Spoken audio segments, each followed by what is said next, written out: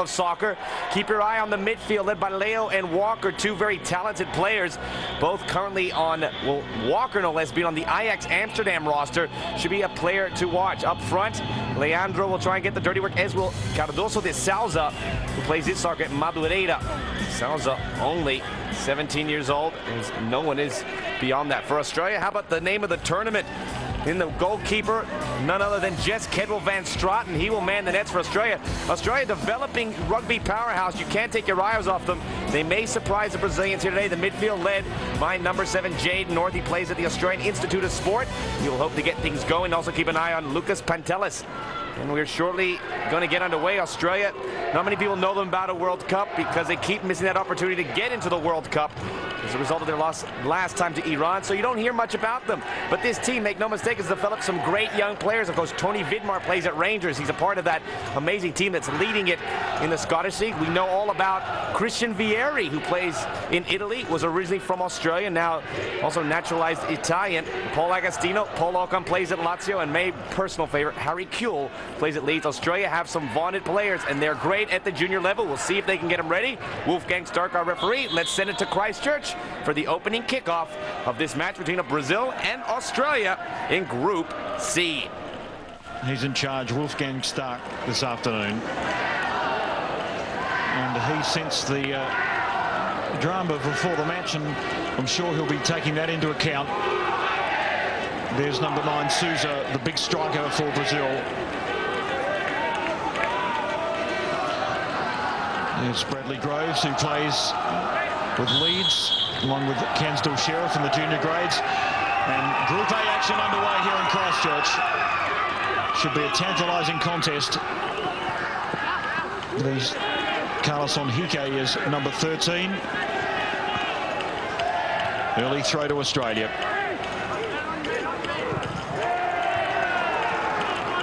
And it'll be interesting to see how they line up, Steve. During the week, the formation has very much been attacking wing-backs getting forward. And if their formation remains the same, it should be a very attacking and attractive contest. Well, you've got two teams here that can both play football. They're both talented footballing teams with a lot of technical ability out there. And I'm sure we'll see some fireworks. There's a chance for Australia as they move forward. Jade North is the wide player. Here's Brain with the clearance away by Anderson, the number 6 for Brazil. And Australia, a couple of signs of their prowess out wide with North and Cansdale Sheriff. Throw here from North. The edge of the 18-yard box. Contest in the air. And a driving shot there by Wayne Shrow. Madashi is the sweeper for Australia. And the goalkeeper for Brazil is this man, Robinho, who's the brother to Zé Elias, the senior Brazilian player. So he's got some pedigree. It's a great honour to represent your country at any level, but with 160 million passionate Brazilian supporters, it must be such an honour to represent their country. No doubt about that, and these boys will be looking forward to this game, I'm sure. There's a small contingent of Brazilian support in the stands as Anderson has the throw. Here's Souza, the big striker. He was clearly fouled there. He's very strong in the air, and he's very athletic as well, the number 9. There's Jess Van Straten in goal for Australia.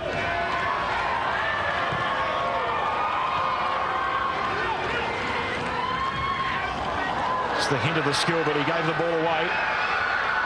And Diorio streamed forward. Now, Diorio usually plays up front with Scott McDonald, but it just looks like he may be playing in behind on the right-hand side. McDonald, the lone figure in the middle. It'll take a little bit of time for both teams to settle down as far as tactics and nerves go. Australia have been touring South America before this championship. 9 matches, including a 3-3 draw with the Argentine under-18 team. So they've come out of the tour with some very good results. Another whistle on play.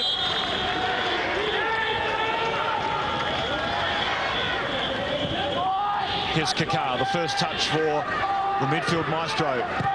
Forward he goes for Souza. Bradley Groves with a clearance. Henrique tries the back heel, but came unstuck there as Cansdale Sheriff rushed in, and Australia are really pushing up to the player with the ball when Brazil have possession, Steve. They're certainly putting a lot of pressure on the South Americans. Yeah, well, things are very tight at the moment, and it's an interesting sort of shape that the Brazilians have come out with. I'm not sure if it's actually 3 at the back or 4 at the back, because there's that much movement from them, and they're looking to get forward in most occasions. But the Australian team have set up with 3 centre-backs, 2 wing-backs, who are pushing forward into midfield, 3 across midfield, and 1 that sits, and 2 attackers. Aaron Golding gave away the foul. So a free kick to Brazil. The referee really losing something in translation there. As Henrique, ball makes its way back to Walker. The Brazilians look patient. Ricardo. Here's Henrique, who will get right and wide down the right. The flag stays down for Souza, but you just saw the ball skid off the turf there. It's been rain falling for the best part of 2 or 3 hours here in Christchurch. And the players will have to adjust to that, Steve, just the skid off the surface. It's fairly firm underfoot. I walked across it. Yes, it is indeed. I spoke with 1 or 2 of the Aussie people, and they said even regardless of the rain, the pitch is still hard and still holding up quite well. So, you know, it's going to be the one who can adapt to the... here we go. Lovely work down the left. Here's Leandro, who accepted from his co-striker Souza, and the foul given away there, and a free kick to Australia at the back. Jade North, who has to cover a lot of territory. He monitors that right-hand flank. Cansdale Sheriff. And it'll be interesting to see who actually adapts to these very slick conditions early on, because, you know, we know the Brazilians will always play the ball out from the back, which they're doing straight away. And I just wonder what sort of effect this rather slick surface will have. And there's a mistake. Australia doubling back and just showed too much of the ball to Souza there. Madachi plays it forward, and Diorio clearly fouled. And there was a little bit of feeling before the match, and that's certainly been expressed on the pitch. A couple of challenges. Cansdale Sheriff just waving off Leo, the Brazilian midfielder. And if the Australians can upset Brazil here, would set up a very interesting group, with Germany and Mali making up Group A here in Christchurch. Long looping ball in down the right. Here's Lewis Brain. And the appeal was for the corner.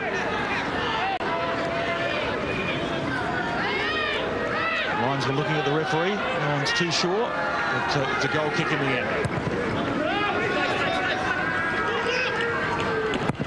Marquinhos. Kaká, who's got great skill, and it was fouled, but the advantage played. Leo, his ball forward was blocked away. Nice flick on from Diorio.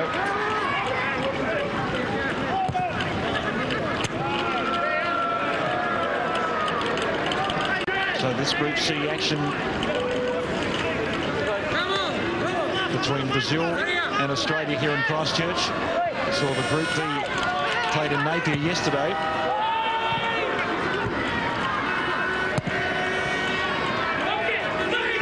Wayne Schroe dispossessed there by Kaká, who steps around his midfield opponent and then is fouled. There's lovely little skills, and he played through a rather tight area there, but he had enough confidence to do so, and picked up a free kick. Henrique chips forward for Kaká, who's got good pace, but Madachi, who plays for Atalanta in Italy, has been there since he was 14 years of age. A lot of experience for a young player, Adrian Madachi. First time he's been called up for Australia. Good work by Diorio. Schroe, who's got a player wide. So the ball wide was blocked away, and a chance here for Brazil. The carry-out point in the air. No whistle. The play waved on. Here's McDonald, first touch, but dispossessed there by Anderson, who flus it through almost. That was well read by Madashi there. He cut that out cleanly, and nice bit of tidying up work from him. You can see by that movement there, Steve, that the Brazilians are very quick on the break. They're very fluid too. Madashi just a mistake there. Souza, who's played in just outside the area, but three defenders surrounded that play. Leandro's the other striker, and he feigns an injury. The referee was right on the spot. And they'll have to be a little bit careful there. We saw yesterday in Napier, the Ghanaians in the second half really played up to the referee. And they can produce the yellow card for over theatrics, Steve. Well, and rightly so. I mean, you know, it's not the sort of thing that, you know, we want to see in the game. But he actually did get caught by an elbow there, but it wasn't intentional.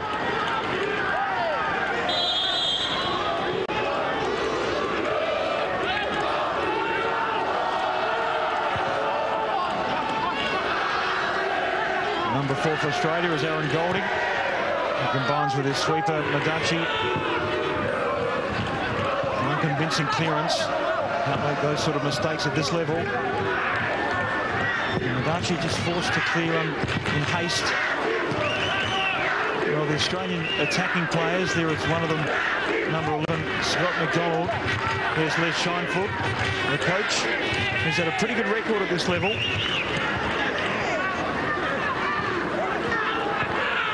The quarterfinals a number of times. His 4th under-17 championships as coach Les Shinefoot, and 3 times in the quarterfinals. And Australia will be looking to make that next step at this level.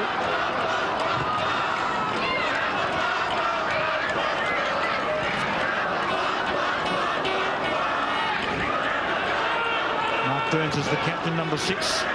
Long clearance off the left side, but Marquinhos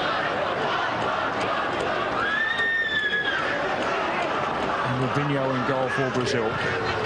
Well, the Brazilians won their group in South America quite easily in San Salvador. They're far too good for their opponents. Champions of South America on 3 occasions, 95, 97 and 99. As Kaká is fouled. He plays for Atlético Mineiro, very much the playmaker. It's a badge of honour to wear the number 10 jersey in South America. And he certainly has the skill to carry the number. Carlos Henrique will take the free kick. So a dangerous time here for Australia. 3-man wall, back post there. Marquinhos is the player that they'll be looking for in the aerial drills, and he's very dangerous. We saw in training, Steve, they were practicing that drill quite a lot. Yes, they were, and they've been very good in the set plays, the stuff that I've seen so far, and you know, they've got some big, strong players there, and I'm sure that they will cause problems, but that was well cleared by Australia. It's a day that's very difficult for the goalkeepers too. Greasy conditions and a poor clearance there by Van Straten. Well, it's amazing, really, because of the last sort of 4 or 5 days here in Christchurch, we've had quite balmy weather, and the ground would have been quite dry underfoot, but yesterday would have certainly go through, and hence this rather wet weather.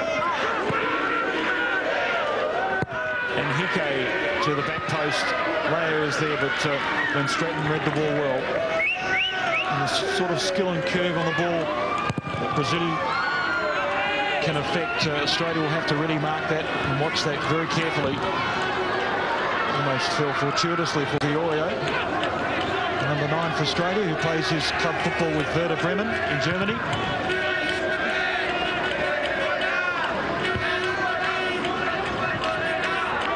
Walker, the captain, tries to release Leandro down that left-hand side, and an Australian throw.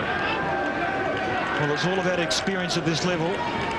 Mark Burns has played somewhat like 25, 27 internationals for his country. He's only 17 years of age, and it's almost expected these days. Years ago, if a country at under 17, under 16 level travelled once a year, it would be seen as a bonus, but they're having to do that these days 2 or 3 times a year to be competitive at this level. Indeed, and isn't that good that they're doing that these days, because you know, these players certainly need that experience, and certainly to match it against the likes of Brazil at this sort of level. Kensdale Sheriff. Dangerous off the left side.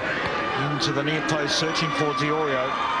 But Robinho, the typical South American flair, clears. Kensdale Sheriff plays with Leeds in the under-17. The flag was up early on McDonald. And Scott McDonald. It's all been tight so far, David. There's been some intricate football played out from the back and into midfield, but nothing really up front yet. And I'll be surprised if we don't see somebody shoot from a reasonable distance here, because it's likely to pick up speed as it comes off this ground. Well, one slip with the goalkeeper and the ball's on the back of the net. It's not a bad ploy, shooting from distance in these conditions. You just wonder, Australia have selected two very small strikers in McDonald and Diorio, whether in the end, Steve, that will just be a negative for them. Well, not really. I mean, if that's the best two they've got, and they are both ball players, then you've got to take it, you've got to play it into feet to them. It's as simple as that. You can't knock things long. Both of them are looking to come off their back four or back three of their players, so you've really got to play it into feet and hope that they've got the skills to take these lads on. He's certainly got the pace. Diorio's got the experience. McDonald is the youngest player in the Australian team, 16 years of age. Madachi, very strong in the air. Here is Scott McDonald. Made his league debut in Australia at 15 for Gippsland. Lays it off down the right, but a mistake tidied up by Burns. Schro's got some space. Diorio tries to lay it wide back to his midfielder.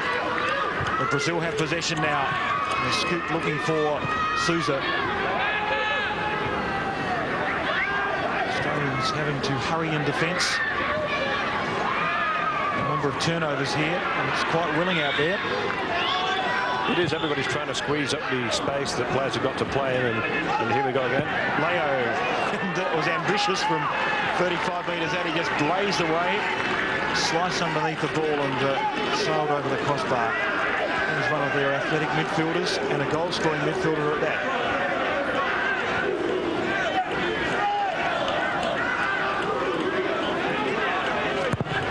I think at this level they are creative, and they're not scarred by anything really. It's 16-17. They can take their chances. Souza in Hike is the number 13 for Brazil. The ball took a deflection and very well cleared by Madachi, who looks the good as the libero for Australia. Diorio battling there with Marquinhos. As you say, David, there's something about young guys at this age and the uninhibited style of football they do play. They've not been overcoached, they've not been knocked around in the pro leagues, and they do tend to do things that they probably couldn't get away with in another 2 or 3 years, so it's great to watch. Kaká, lovely skill, gets to the byline and cuts the ball back. Chance here for Brazil. Leandro, the wall cleared well there by the number 4 for Australia, Alan Golding. And a long ball comes into the back post. So Brazil's starting to open up the Australian defence.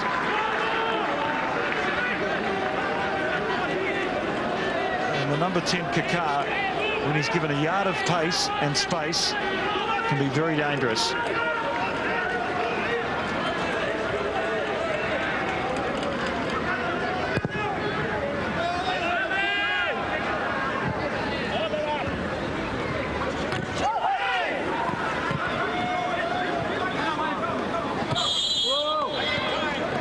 It's interesting to see, David, too, that both defences are trying to play with a spare man round the back, and in that occasion it was Ricardo for Brazil, and Madishano has been doing the same for Australia.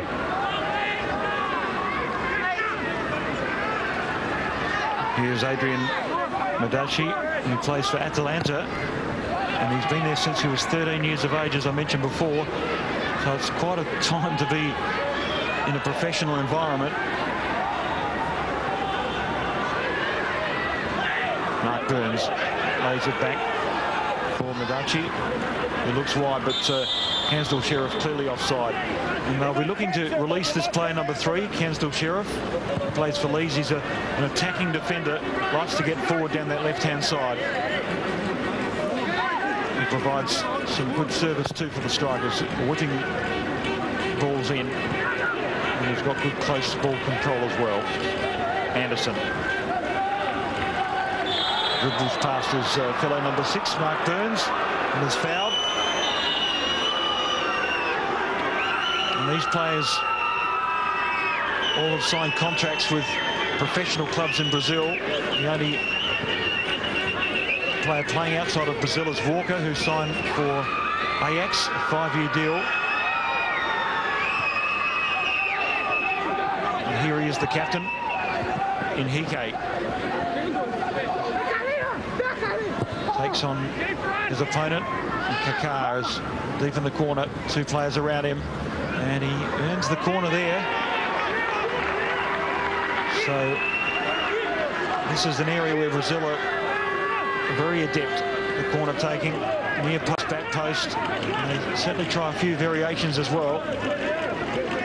They've got some big players. Marquinhos likes to get to the back post, and that's where the ball's heading, and a header just wide by Sousa. It was marked there by Madachi, but had the skill to just outbody his opponent.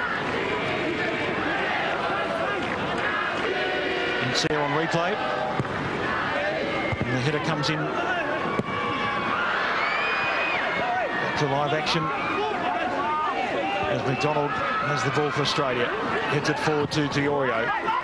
The offside trap was played, and Leandro clearly in front of the last defender.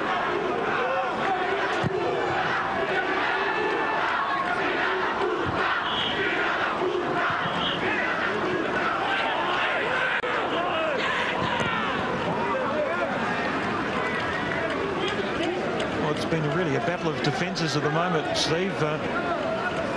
Yes, it has indeed, and you know, with probably Brazil just probably marginally ahead at this stage, but there's been nothing much in the goal-scoring chances.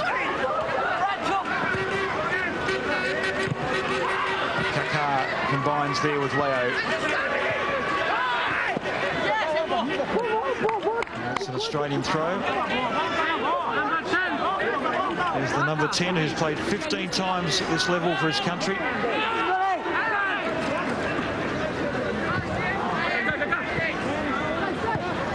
A diminutive figure, but extremely skilled, as Anderson has some space at midfield. Chips for Leo. The ball just skidding away from that player. Burns doubles back, the Australian captain. He's very cool on a crisis and clears well. Diorio holds the ball up and needed to do so. McDonald, the only player forward.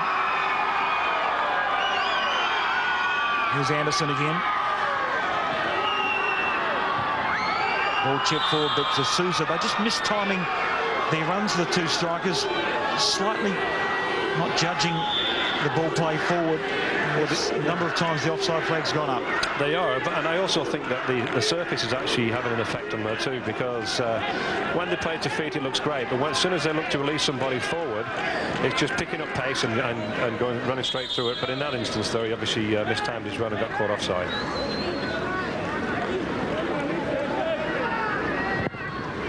So this first half, 23 minutes old, and Australia 0, Brazil 0 here in Christchurch. This Group C match, the World Under-17 Championships. And the free kick to Australia quickly taken. Some fairly rugged work done out there by Jade North. And he is with the elbow raised. Eduardo feeling the consequences. Obviously, Les Scheinflug, who's played with a lot of zest and enthusiasm and aggression in his time as a player, has said to the boys, well, let's not go out there wondering, play right up to Brazil. Obviously, they've figured that the physical states are the way to go. As Lewis Brain through the middle is released, but there's a congested last quarter there for Australia. There was 4 defenders back there. The ball was attempted to be played forward to Scott McDonald. Brazilian defence almost impenetrable in the first 25 minutes. Anderson.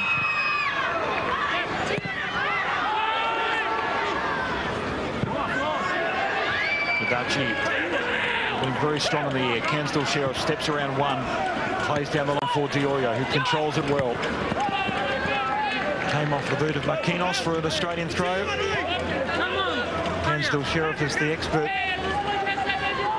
long throw taker for Australia. It's a distinctively sombre 18-yard box for the Australians. Not a lot of movement, which gave him very little option. Adachi wide and just opens up the play here for Kaká. 3 versus 2 as he steps around one. The deflected shot is wide, so a corner for Brazil. And Van Straten is feeling the pressure. He's talking to his defence.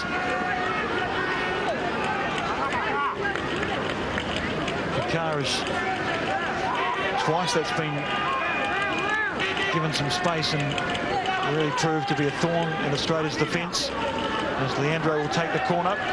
Rain still falling here in Christchurch. To the near post, and the header just wide by the number 10, Kaká. And again, the lack of marking of the near post was a worry for Australia. It's actually looking rather ominous because things are sort of flashing around the box there. There's nothing really clean cut apart from that header there, and you know, we know that Australian teams don't go down with a fight, and I'm sure that there'll be a few words said out there to pick these people up.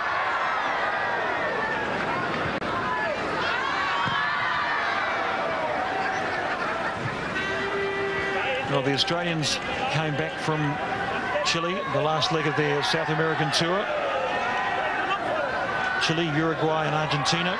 It's a game that experience leading up to this World Under-17 Championships. There's some thought that they may have been overcooked and overworked in that series, but they're very fit boys. And they'll be jumping out of the skin. I think seeing the traditional yellow strip of Brazil, you could do nothing but.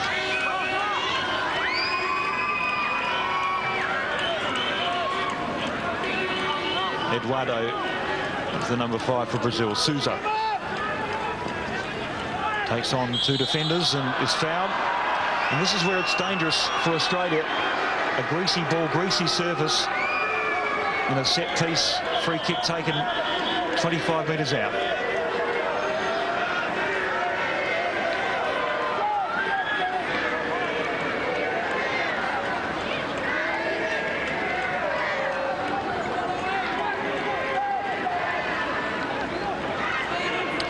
Now, will we see the typical Brazilian bender from here? Well, Roberto Carlos has produced it, but usually in drier conditions. See if one of his junior countrymen can produce the same. It's Kaká leaving it for Eduardo, who curls around the wall and just wide of the post. It flashed past the upright and had Van Straten spreading wide to his right. And that was exactly what Steve mentioned. That is inches away from the post. Man, and this sort of skill here, it goes back a long way to the likes of the Rivalinos and just recently to the Ronaldinho playing in the Confederations Cup. And what a fantastic goal that was he scored. Well, they've got role models aplenty, haven't they? No doubt about that. And one day, some of these boys are going to be the same. Somebody's going to be looking at these guys and saying, I want to be just like him. We've seen a number of stars like Ronaldinho, Emmanuel Petit, Canu, who've come out of these championships. So it's a great feast and a great sight here for New Zealand fans to see this quality of under-17 football. But it's Australia with a free kick ahead of midfield. There's a 2-man wall. Cansdale Sheriff drives into the wall. He's got a player wide in Burns. This is promising as he chips into space, but the offside trap was sprung there by Brazil, and they've played it to perfection so far. And they're very quick coming out there, aren't they? As soon as the ball's played forward, they step up very fast. Which can make for a very frustrating game as far as Australia's concerned. And if you're a Brazilian, you'll love it.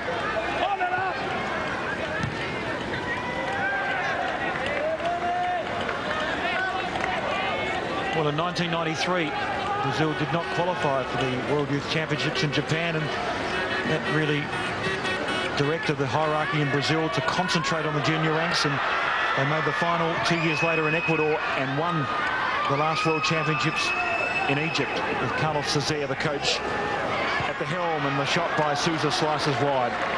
So they certainly have focused on the junior ranks, certainly had a lot of plaudits and success at the senior international level, but it's now time to reap the benefits at junior ranks. Steve, the rain is fairly pelting down here in Christchurch. It's really stepped up. It's just a light shower.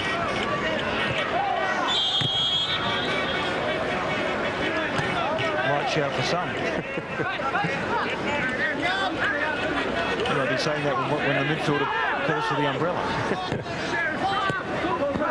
Sousa on for Walker, back to his striker. He's got good muscle. Picaro surrounding that player. Sousa still going. Drives into Mark Burns, or Madachi, the player was, for a Brazilian corner. Now, don't you just love that tight, skilled football there, even in a surface like this, which is quite slippy. These young fellas are still trying to take the players on. It's wonderful to watch. It's Leandro, and they've proven very dangerous from the corner of Brazil. He'll bend the ball back to the back post this time. The player's up. It was Leo, but he was surrounded by two defenders. There's another corner to Brazil. There's Les Scheinfeld on the touchline, the Australian coach.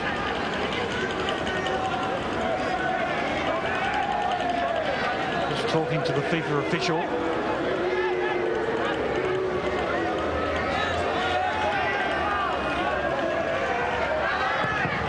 Enrique in another corner as Jade North was forced to nod the ball wide. So a concerning time here for the Australian defence in very difficult conditions. Brazil really turning up the heat. This time a deeper corner. And a goal here. It's Marquinhos who scores for Brazil. Van Straten lost his footing and the Brazilians go up in the first half here in Christchurch.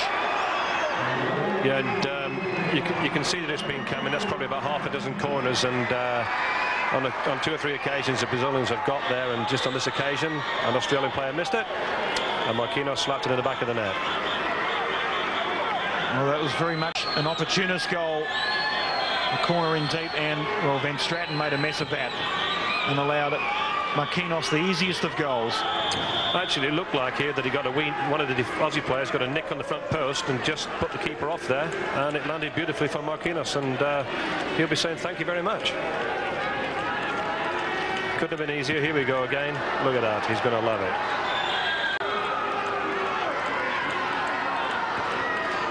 So a 31st minute goal by the number 3 for Brazil, Marquinhos. And that's the way the Brazilians celebrate.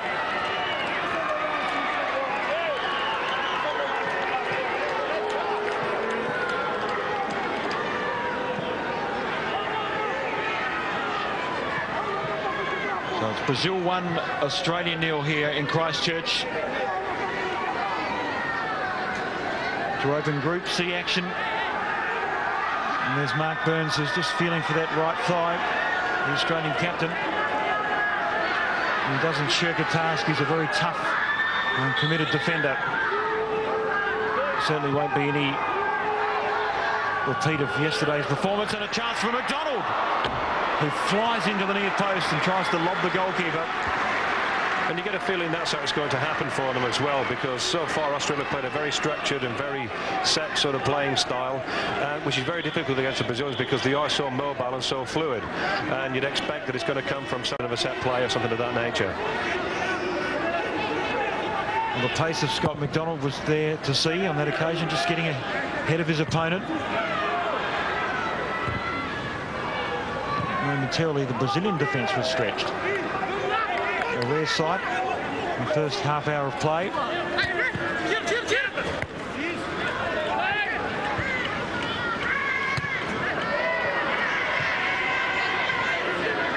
Eduardo tries to lob for Sousa, who's sandwiched between two defenders, but the referee right on the spot.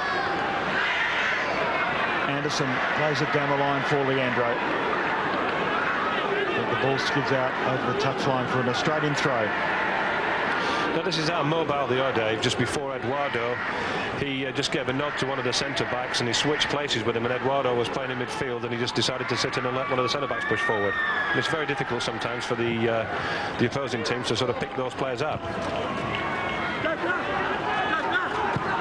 Kaká outpaces Golding down the right, then cuts back inside. And that's either the foot pass there to his captain Walker. Square he goes for Eduardo. Here's Sousa on the turn, but anticipated well by the Australian defence. The player coming in there was Madachi, who's done some very good things at the back. The last defender. Obviously, Steve, his time with Atalanta in Italy has given him that sort of poise and skill. Well, he has, and I saw him the other day in training. He's a very fleet-footed, nimble sort of a player. He's quite a tall chap, and but he's very tidy on the ball.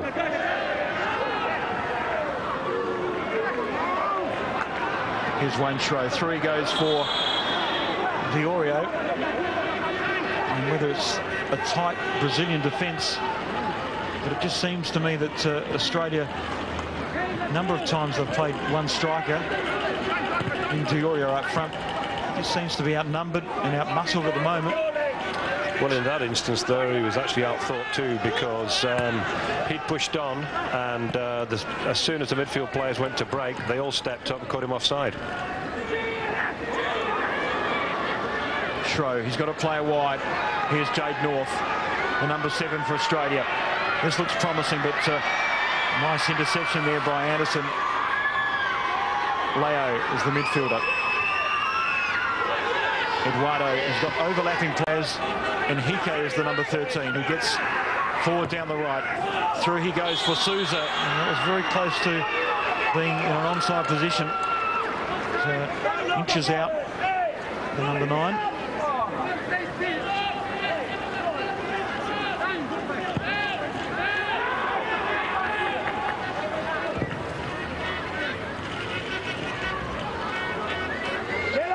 Australia usually play a 4-4-2 situation. They may have just dropped a player back in midfield, tried to congest play for Brazil.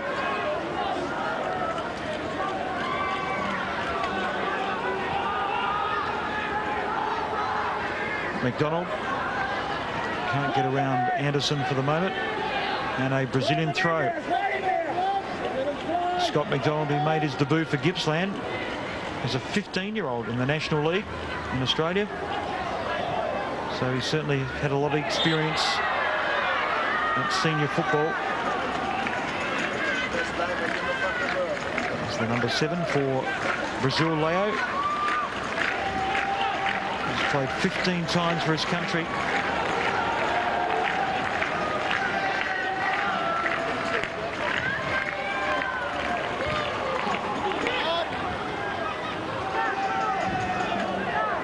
Well, the rain has subsided for the moment, and we hope for the players and the skill level and the spectacle that it's a permanent fixture this afternoon. Lewis Brain, but it's cleared away by Walker, who bombs into a vacant 18-yard box. And Van Straten would be appreciative of no more corners to see the half out. He's certainly been under pressure.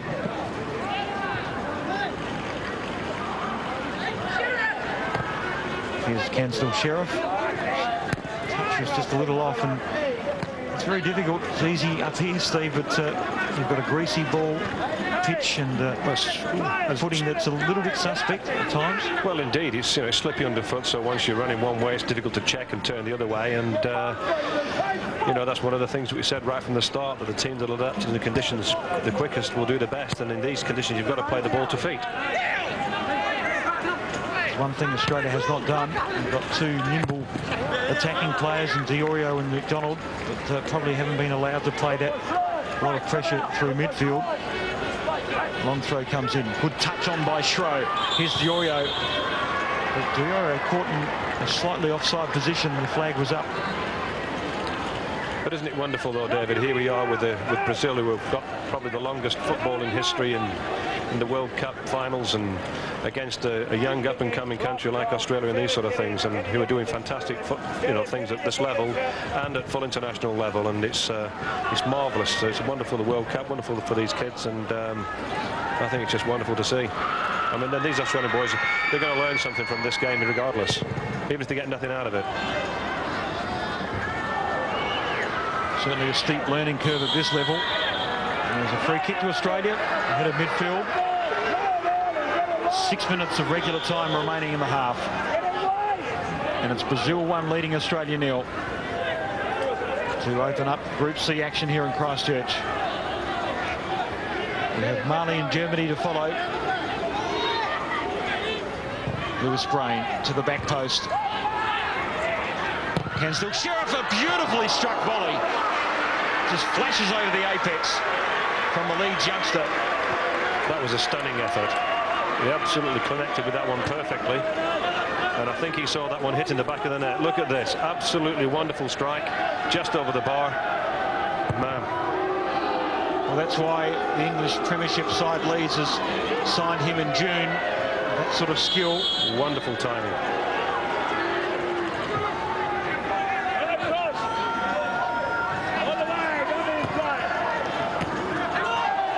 Field there for handball on Sousa, but the referee unsighted.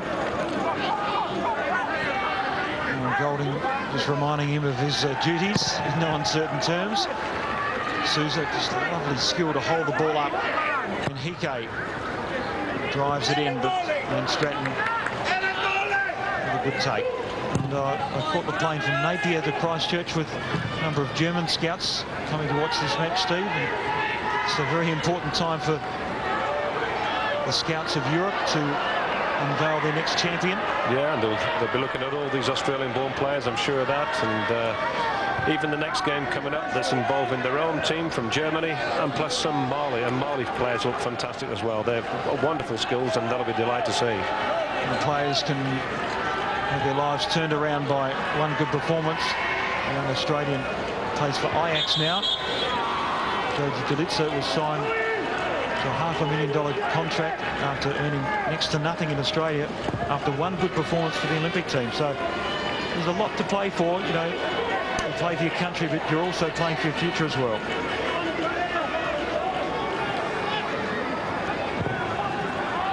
Burns plays down the line. Diorio. And we fouled Anderson there. There's a clear elbow with the forearm to the facial region.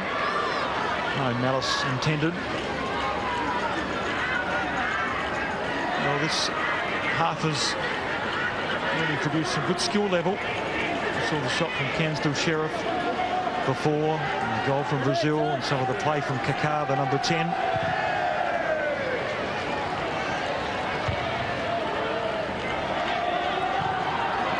Approaching injury time in this first half. There's Leandro, who usually plays up front with Sousa, but he's just been dropping in behind on that left-hand side. And this Brazilian team is better travelled than the 1997 side that won the championship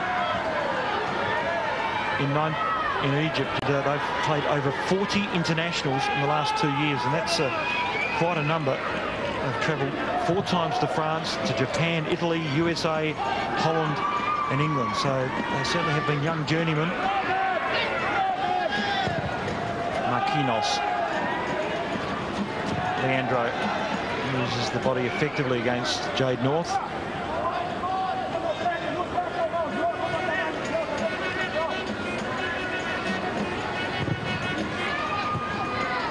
Good control there by Leo.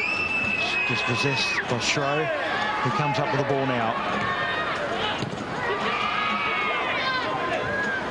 Marquinhos. Leo tries to dribble around 2, gets it wide for Henrique. Promising stuff this from Brazil. Forward he goes, and Sousa is surrounded by 2 defenders. He's been marked very closely. Still alive here for Brazil. 1-2 play. Leo to Sousa. Attempted to be wide for Walker. Just came off an Australian midfielder. Cansdale Sheriff.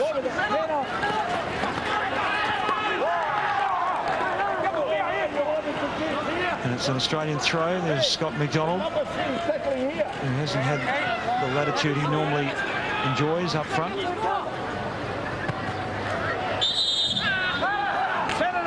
There's a push on the young striker, so it's a free kick. There's Les Scheinflug in his 4th under-17 World Championship. 3 times Australia, under his guidance, has been to the quarterfinals. They have a very tough group in Germany and Brazil.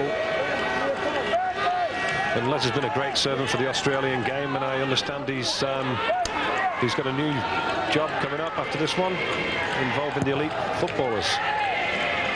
Back post header there. And a good save there by Robinho. The lovely ball in by Cansdale Sheriff. That's twice he's produced some magic down that left-hand side. Perhaps a counter-attack here. Anderson for Brazil. Well, that was reasonably theatric, as we can see on replay. And it was a great-looking challenge, this. He did well there. He was having to back up, and the keeper picked it up well just underneath the bar, but it was not a bad header, that one. From Mark Burns, the Australian captain.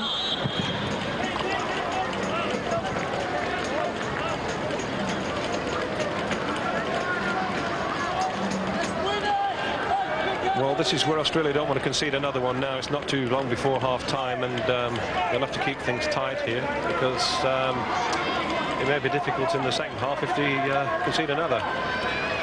Crossing corner from Leandro, almost flipped back by Kaká to the back post. There's no Brazilian shirt there. Leo in tight with good ball control. Wayne Schroe gives away the free kick. And again, from the angle, it's always dangerous. It puts that extra pressure on the defensive team. 1 minute of extra time in this first half.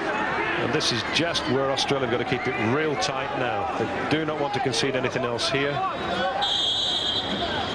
And Hike to the back post. Too much carry. Kaká keeps it in play. Burns. Australia just need to be poised and get it out of their own half. Put the pressure back on Brazil with only 1 minute of extra time.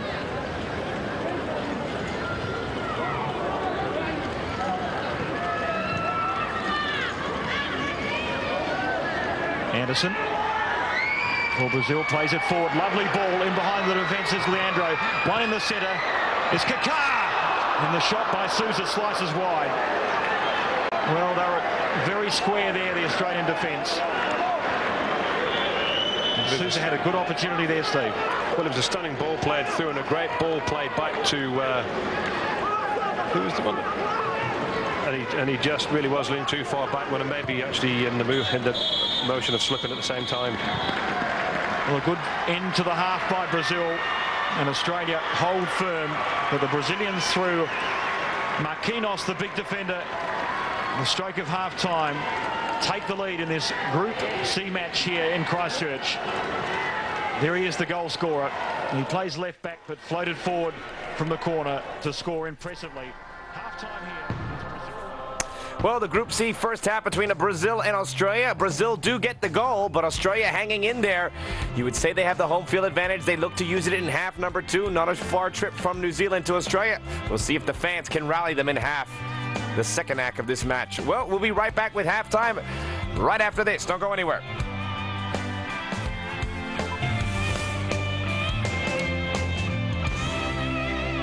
Okay, guys, Matt, you get slam and dunk. Josh, skip and spin. Now, who's going to tackle Wacky Jack? Ready? I love coaching kids, but there are more important challenges. Like reading. We were shocked to find out that 2 out of 3 children can't even read at their own grade level. But not these guys. They took the Hooked on Phonics reading challenge and became better readers. Most of the kids in my class don't read very well. If you can't read well, other kids think you're not very smart. My mom told me about Hooked on Phonics. My teacher was really surprised and she said I was doing a lot better. Now the other kids in class are asking me to read for them. Hooked on Phonics worked for me. Every kid deserves to be the best reader he can be. That's why we love Hooked on Phonics. It's working for children all across America, and it can work for yours, too. Right, guys? It's a fact. Better readers are better students. It's not too late to get your child back on track for the new school year. Call now to order Hooked on Phonics and ask about our limited time back-to-school savings offer. Call now. 1-800-ABCDEFG.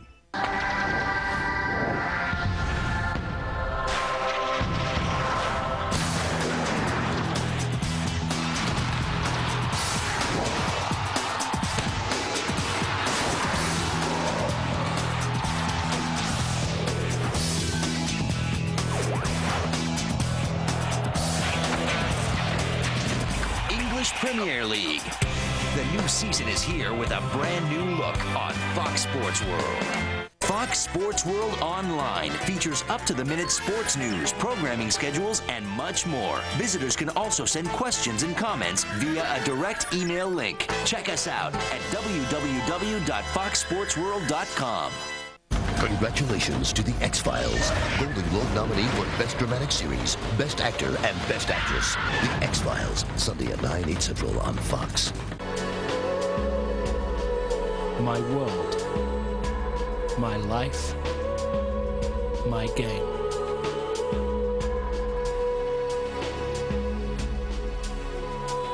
Mi mundo, mi vida, mi juego. My world, my life, my game. My world, my life, my game. Mi mundo, mi vida, mi juego. Meu mundo, minha vida, meu jogo. My world, my life, my game.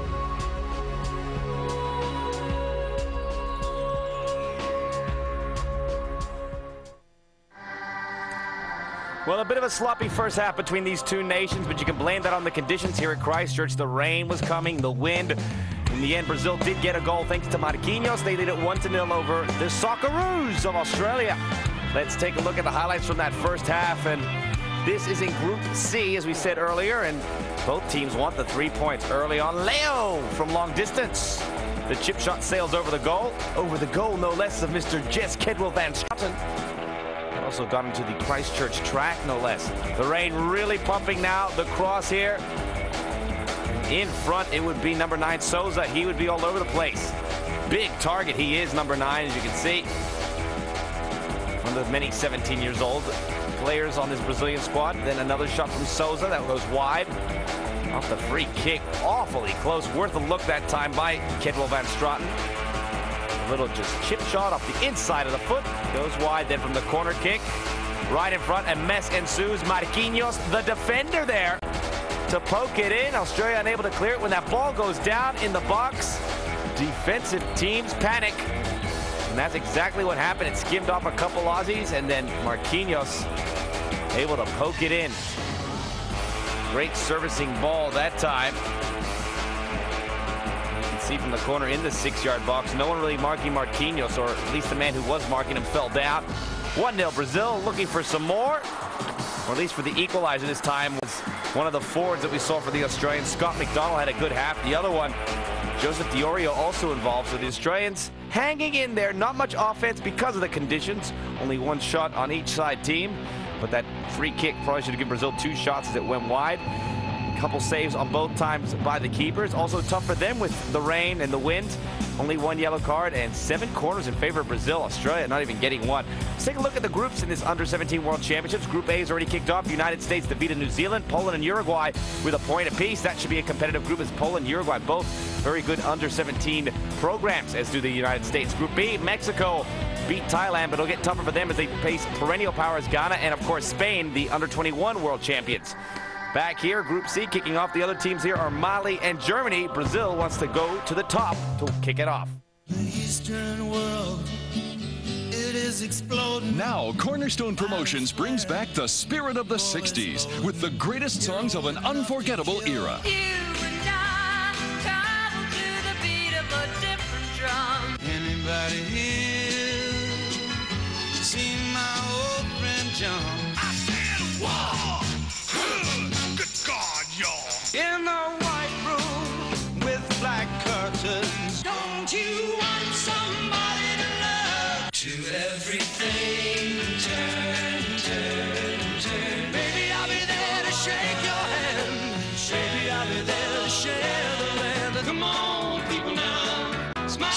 of the 60s on 2 cassettes or 2 CDs. Call this toll-free number for Spirit of the 60s. 2 cassettes, $19.98. 2 CDs, $26.98 plus $5.50 for shipping.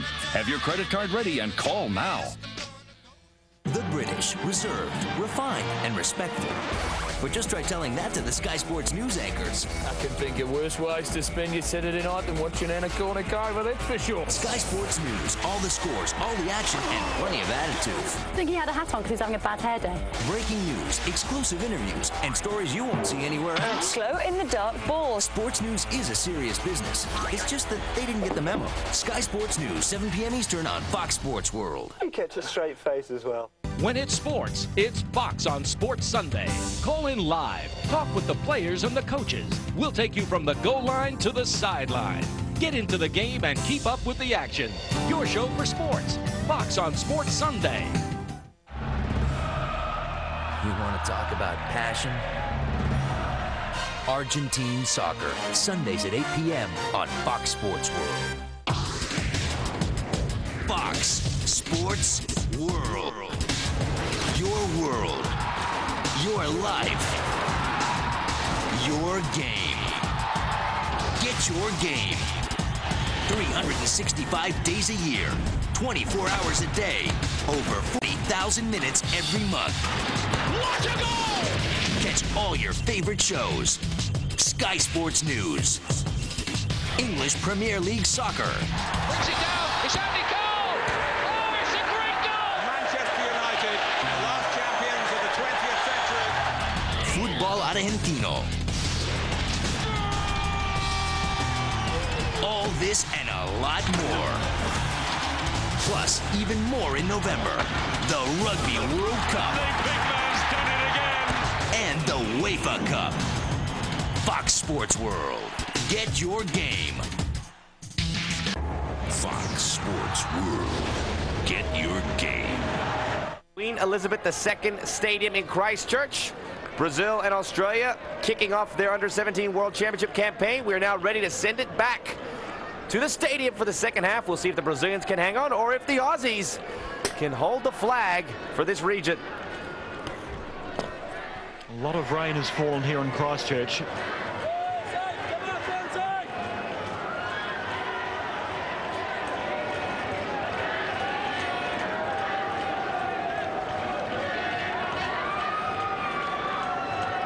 And the second 45 minutes underway. Brazil leading Australia by 1-0.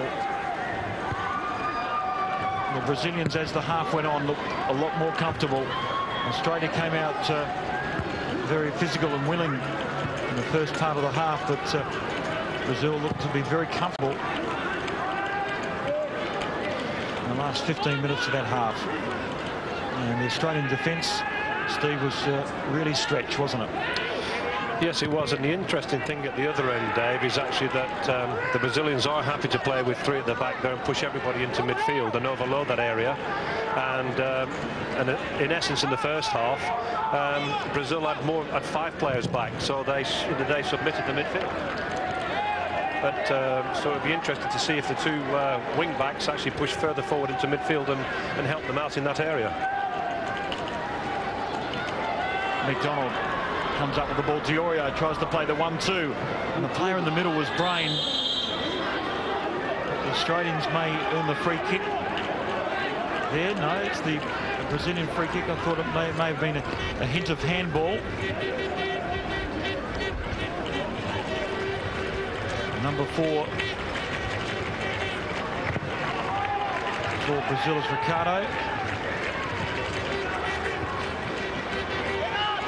McDonald with the opportunity once again. Steps around one. Diorio on the ball. Been very quiet. Lovely footwork by Joe Diorio. Still going. But the release for Bradley goes is just a little off. And a good move nonetheless by Australia. Yeah, just unfortunate with his last touch there, but there was looking like a chance coming up for them. And, you know, things are looking a little brighter for them right from the start here.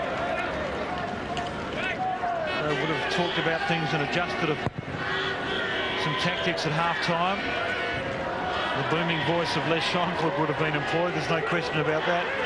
He's certainly not backward in giving his point of view from the old-fashioned school.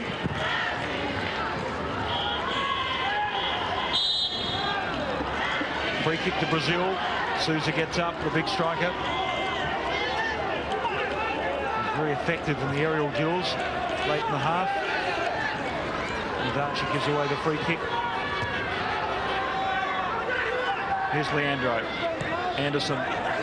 Leo.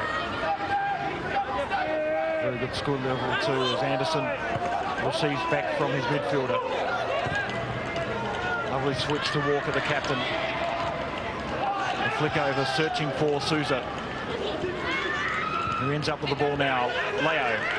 Good shot by Leo, the midfielder. And that is just the sort of skill and firepower he possesses out of midfield.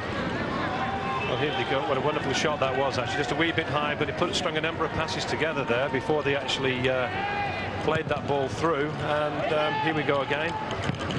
Just got under it. And he'll be looking through a little better than that next time.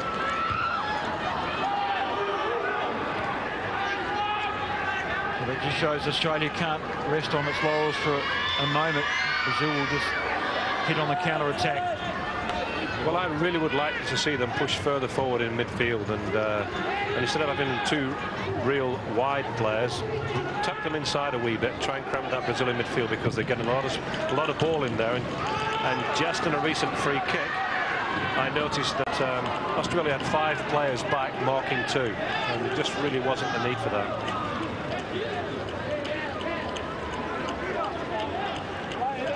Jess Van Straten plays for Northern Spirit in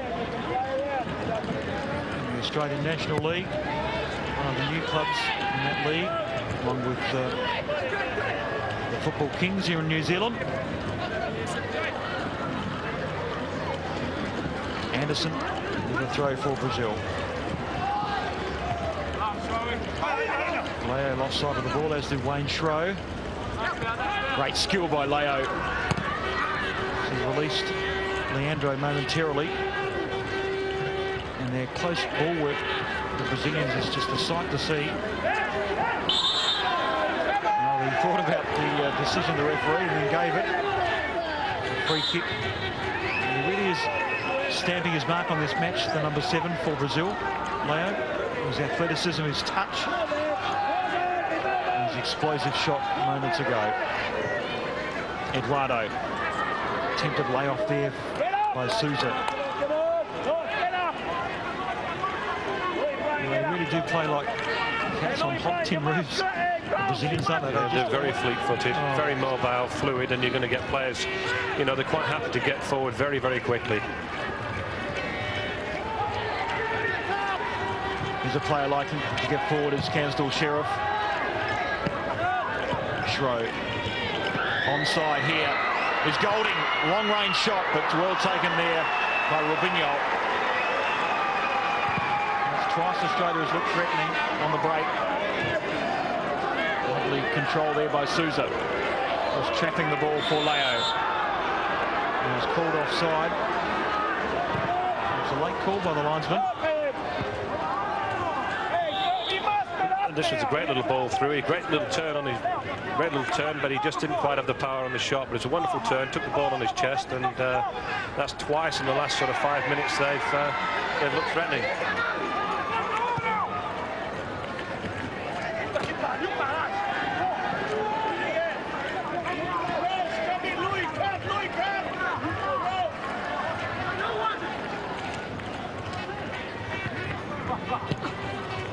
Eduardo.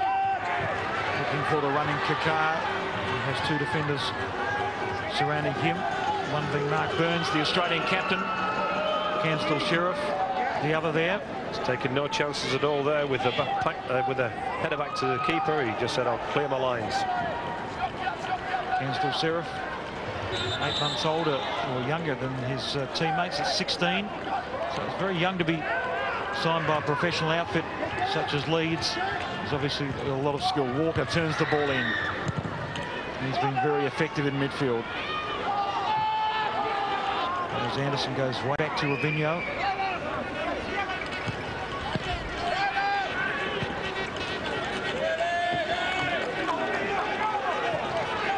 The Brazilians play in a professional system in their home country that requires them to go to school 3 or 4 hours a day, so it's a well-balanced system. I think it's a great idea. It's wonderful. I mean, not everybody's football career lasts forever. They can play for 10 years or so.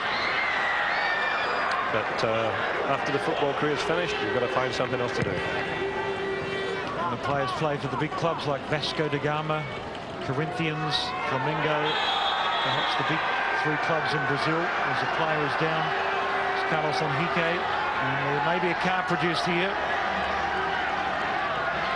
Gansdale Sheriff has shown a yellow and he's pulled away from the referee. You can see here on replay there's a clear foul in the front. No real intent on the ball from the Australian number 3, so a fair booking. And yellow cards don't carry into the quarter-final stage, but they certainly do require a sending off after 2 yellow cards, and that's something Australia will have to guard itself against. An overwillingness to the players who've been booked once. And it's all to do with experience at this level, just to control that frustration factor. Sousa tries to play the ball forward for Leandro. And your point just about adjusting the passes to the skidding surface in that first half, Steve, I think the players, one area that they didn't quite adjust to. Indeed, that was a fabulous little move between the Brazilians, but the finishing pass just wasn't there. Picard still going, cuts to the byline. That is a professional foul, and Gansdale Sheriff will have to be a little bit careful there. He's pulled the shirt, and he was almost the last defender as well, so he is really playing with fire. Already been booked once. Yes, and here he goes. He actually looks like, yeah, he did. He stumbled there. Harney pulled the shirt as well. They said, oh, a little bit of rugby league in this one as well. You're not going by me. Last thing Australia needs is to be down to 10 men. The ball into the middle. Sousa, and he got the final touch, but straight into the lap of Van Straten. Well positioned too by Van Straten, because any balls that come wide, from wide areas are dangerous, and he did well in that instance.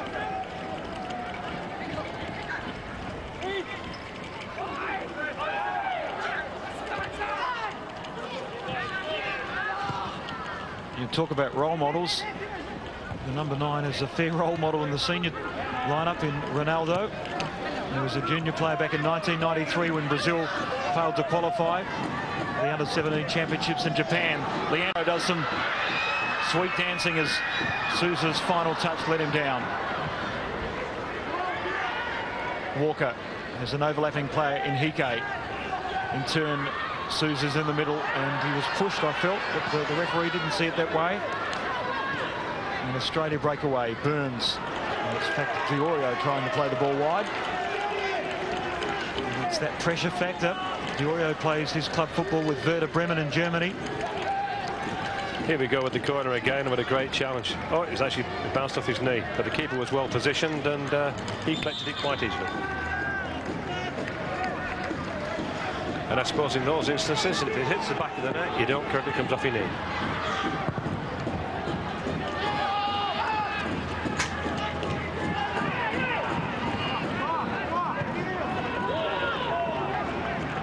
Anderson.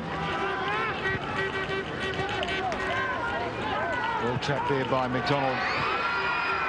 Schroed just lacks a yard of pace, and it's been his undoing as Burns is in with a chance here.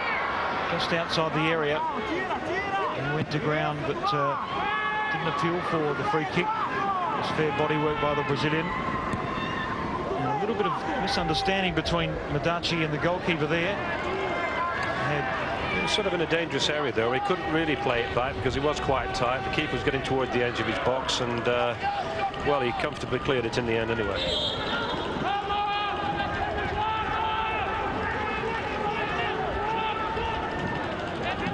Rain has stayed away for the start of the second half. It's good to see. A bit of sunshine there. Just a momentary ray of sunshine here in Christchurch. Henrique plays a good ball in. Here's a chance for Leo from long range. And they really are expressing themselves now, the Brazilians. Player, in fact, was Eduardo, the number 5. You see the change there, Dave, where Eduardo is the player that's having a shot, and all of a sudden he's slipping right back into the back 3, and he's now taking up a man-marking role. That's typical Brazilian football. Interchangeable play, very flexible. The defensive midfielders and the fullbacks getting forward. And a free kick there to Scott McDonald. Australia will take it ahead of midfield.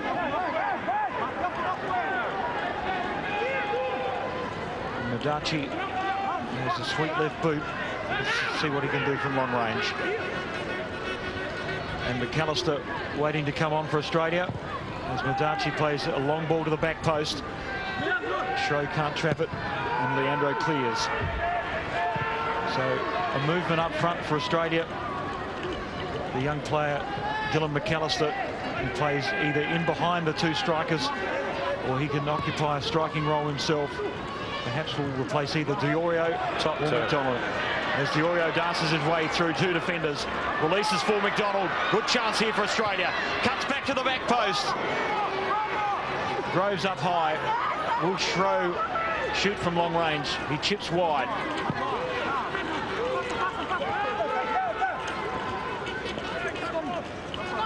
McDonald works his way to the byline and is dispossessed. Well, there's some activity on the bench.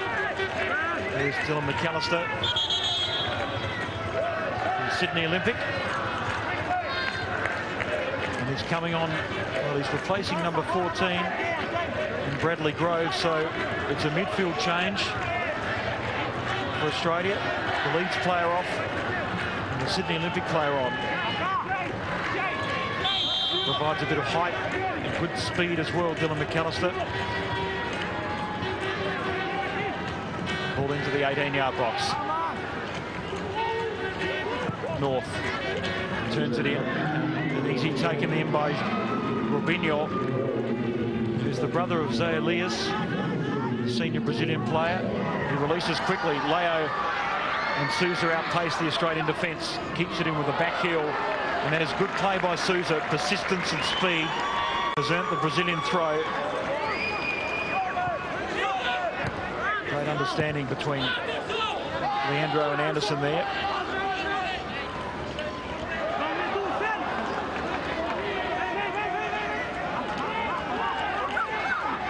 Leach Seinfeld in the background, the Australian coach.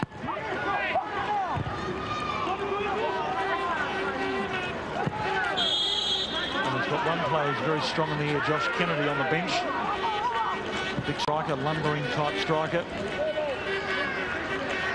Might be tempting him as the flag is up on Kaká.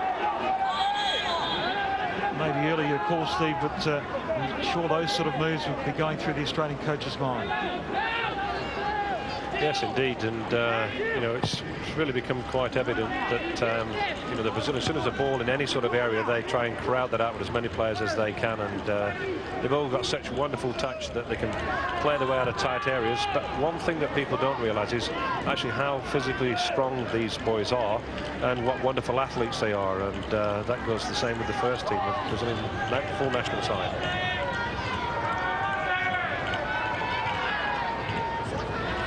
A national obsession amongst the 160 million, so you're certainly going to get absolute passion. Indeed, that and the samba.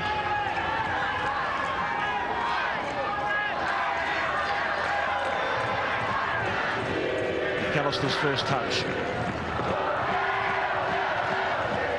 McDonald tries to lay back to his number 17. Shro is dispossessed. North is out wide. The number 7 loves getting forward. Not good service there to Diorio. There's another chance for Australia as he tries to chip for the number 9, but he was outpaced and out-thought there by 2 defenders, and coming in late was Mark Burns on Leo. And a hurried clearance in the end by Van Stratton. So it's a seesawing contest in the second half. Brazil perhaps slightly on top as Leandro has the chance to cut back to the byline. He does so. And does he earn a corner? Yes, he does. That was great defending. But here you got Leandro, who was skipping over the ball. Here he goes, skipping over the ball with some wonderful trickery. But Madashi never took his eye off the ball, and what a fantastic tackle.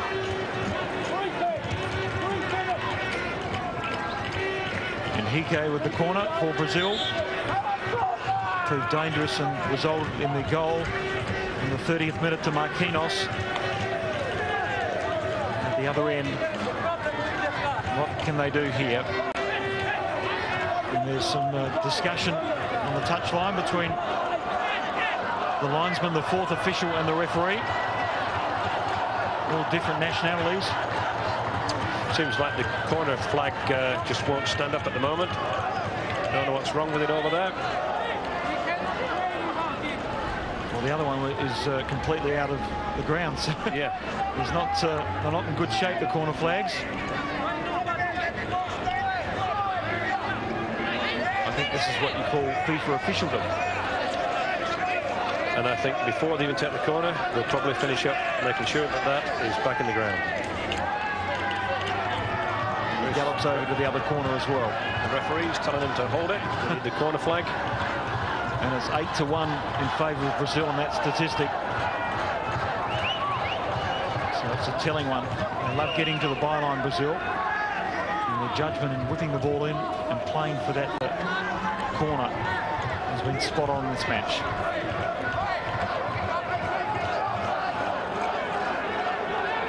Taking a little while for the official to get over there to that corner flag. And here he goes. He's looking at standing it up now.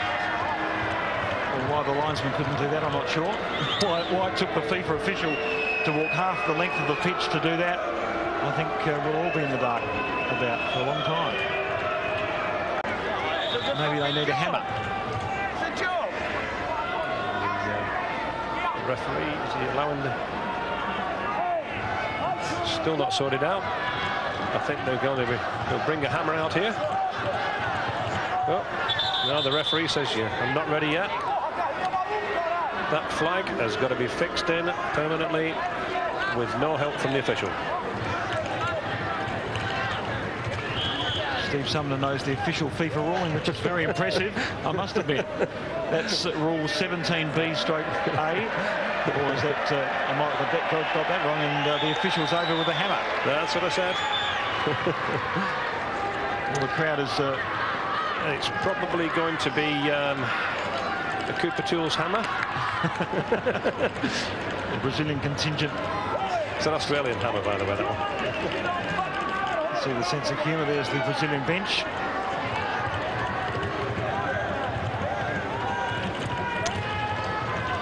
And if Tom O'Neill is out there, I'm sure he'll remember Cooper Tools very well.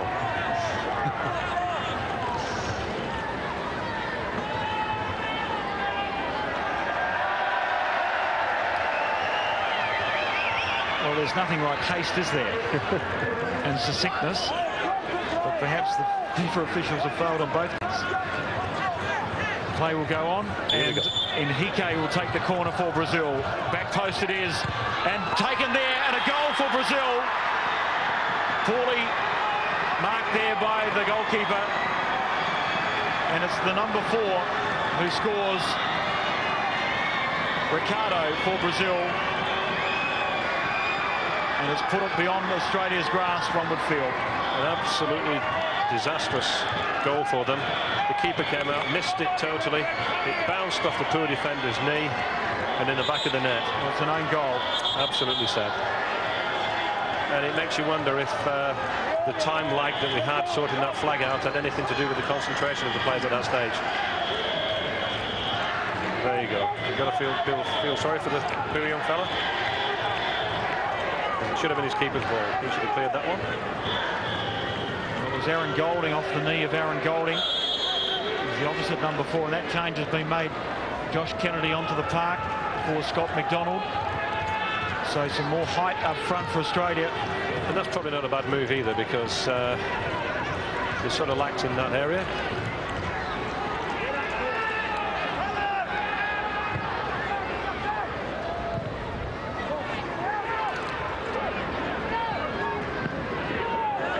Offside flag was up. So Brazil comfortably lead Australia 2-0. You have to mark that down to a mistake by Ben Stratton in goal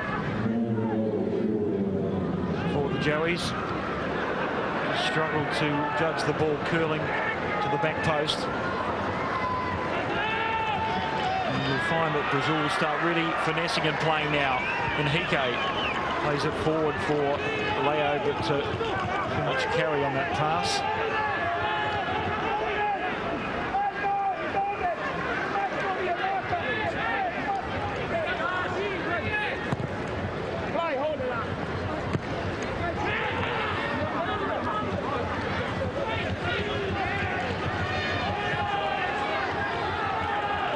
McAllister.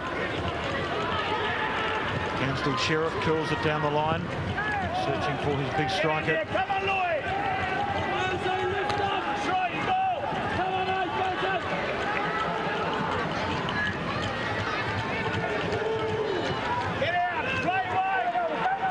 Australia will open up the play, good switch through the middle. Here's Burns, long range shot, and I suppose they have to try something. Did not test the goalkeeper one iota. Australia just lacking some spark of inspiration into the second half. But you can guarantee that they won't be the only ones in this tournament that feel this sort of pressure from the Brazilians. They're such a wonderful footballing nation that I suggest that they do it to more than just the Australians.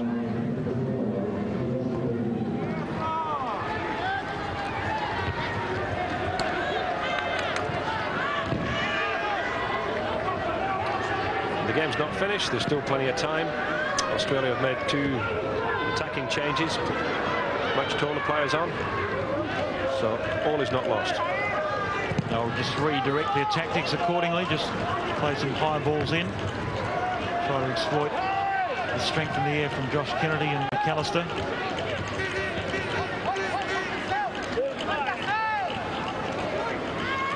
Shro. Good challenge. The outside of the foot he finds Lewis Brain, who's been a little bit quiet in midfield. He's got good skill, dribbles around 2. Kennedy, his first touch. McAllister tries to play the ball through for Kennedy. The Brazilian defence was there, and Kaká plays it back to Marquinhos.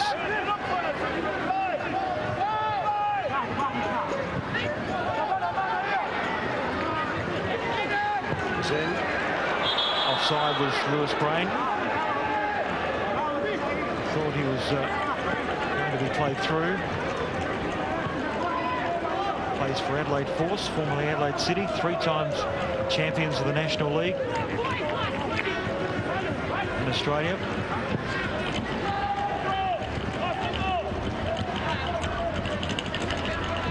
Kaká. Mudashi has been a pillar of strength at the back for Australia. Diorio. Got good pace and good skill as well. Gets around 1, and that is, well, surely a foul.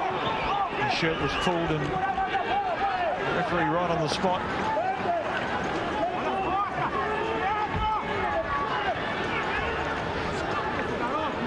Well, it was on there for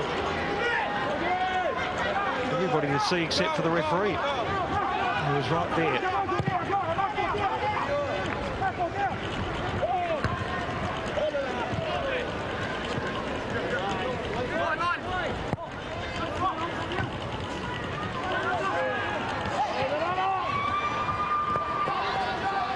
How's that for tight play?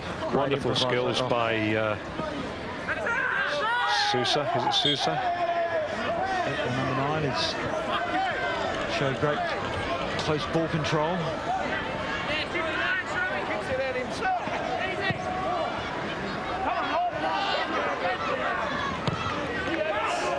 Ricardo ball slices wide.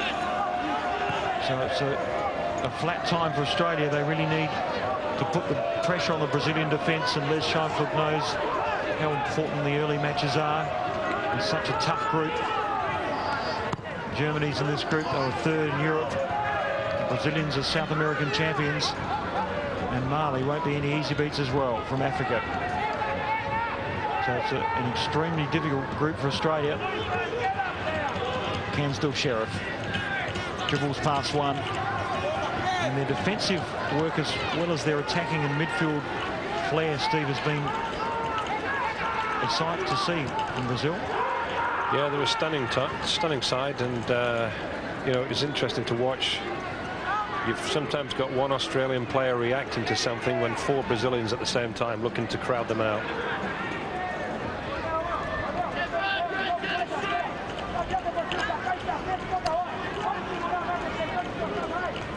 But let's face it, they are the current world champions at this level, and it's not an easy task for any side.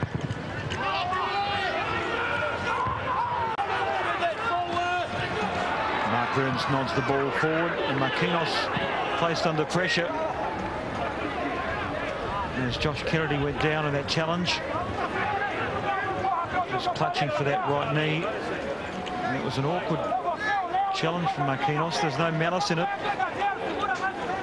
Certainly was collected there, just perhaps in that right thigh region. He got a knee to his knee, I think, did he? Just a collision. I don't think it was a twist, was it? No, there was no twist involved. Perhaps the air knocked out of him and a knock to the knee or that thigh region. And wild horses won't drag him off, I suggest. Well, he's just come on the park, Josh Kennedy. He's fighting for a starting spot. I'm sure he would not like to come off. You know what I'd like to see now, David, from Australia is actually to the 2 what are called wing backs, actually pushing more into midfield and even further forward than that, because they need to get some decent crosses in for these chaps, these 2 new tall players who've got in attacking positions, and there's not much point in putting them on if you don't give them the service, and something's got to happen for them in that front attacking area. Well, Kennedy momentarily off for some attention. Jade North with the long throw in. But again, there's 2 defenders to 1 attacking player for Australia, and that is a foul from behind, and perhaps will be a yellow card on McAllister. It was outlawed completely at the World Cup last year. The players have been advised of the ruling, so Dylan McAllister booked by the referee. It was a blatant challenge, perhaps, through frustration. Just can't apply this sort of tackle from behind. Well, in actual fact, he ran across the back of his legs and really clipped his heel. He knew what he was doing, and just finished out tripping Ed Royal just by clipping his heels. The players are aware that any challenge being accidental or deliberate from behind is likely to result in a yellow card. And as Diorio has played through with an attractive header. The offside flag was up, but it was a pretty tight call.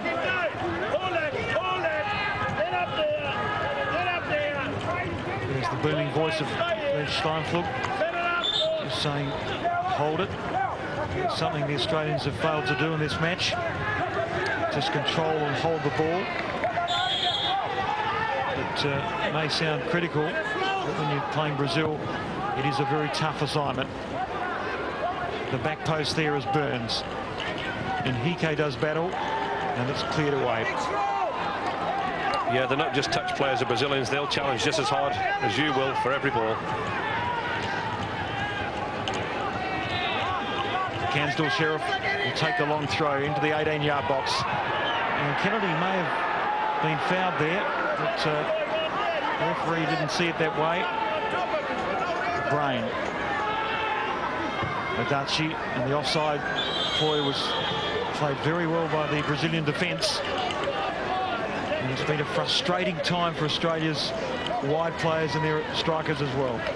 Well, it is in those instances because it disrupts the game for them, and as I said earlier, they just don't know whether they're actually they're going to get caught offside this time or not. And Brazil have employed that tactic quite well. It doesn't help the spectacle, but it's very effective. international tactics. 22 fouls to 12. Australia committing 10 more fouls than Brazil. Good ball down the right for North. He takes on Eduardo, and there's a corner to Australia. There's a rare sortie forward. And let's see now whether the Australians can stretch this Brazilian defence. They've got more height and firepower in the air now with McAllister and Josh Kennedy on the park.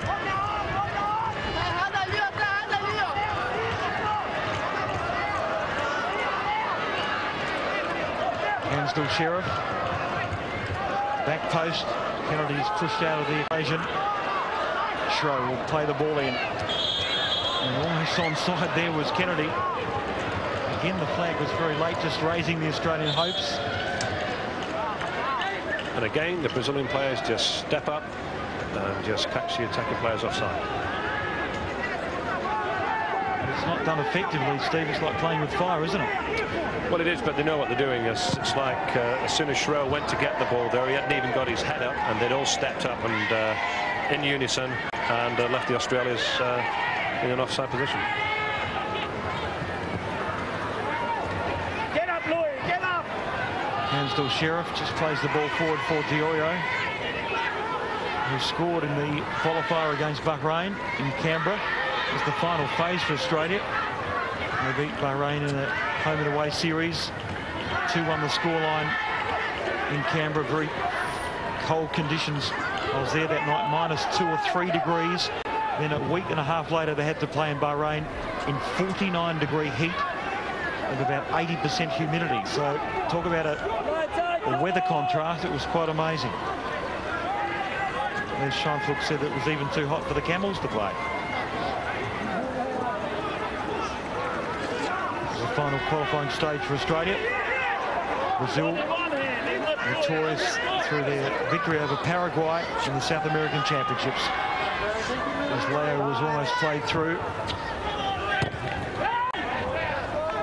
And it's been somewhat negative last 15 minutes or so. Very tight and squashed midfield, Steve, and hasn't allowed the sort of creativity we saw, especially in that latter part of this first half. So now, ever since Brazil scored the goal, Australia have had more of the ball, more of the share, more of the space, more possession, and a couple of corners. And so maybe we can give Australia a bit of credit for that too. The fact that Brazil aren't playing as well in the last 10 minutes.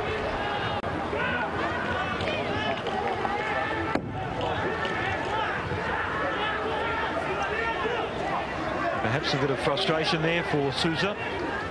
I think there's a bit of frustration for Les Scheinfeld too. Seeing him just slap the dugout there. You can see things in there that aren't quite right for him, and they've not been disgraced. Kennedy square for Schroe, who plays the ball forward for Jade North. Here's a promising move. Will he shoot from long range? Lovely little dink over to Diorio. Here's Lewis Brain. The cross in, a goal! A goal for Australia. It is McAllister at the back post. Lovely 1-2 play. The ball played square, and Dylan McAllister off the bench pulls one back for the Joeys. Just as we were saying, Australia have had more of the ball in the last 10 or 15 minutes since Brazil scored. And so Australia score with a great ball actually in behind the Brazilian defence, and a wonderful goal. It's 2-1. And here we go again.